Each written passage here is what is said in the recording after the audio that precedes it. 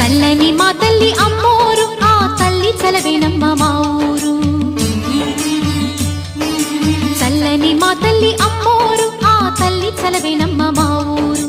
గోదారి పారేది గుడిగంట గొంతెత్తి పాడేది, గోదారి పారేది గుడిగంట గొంతెత్తి పాడేది.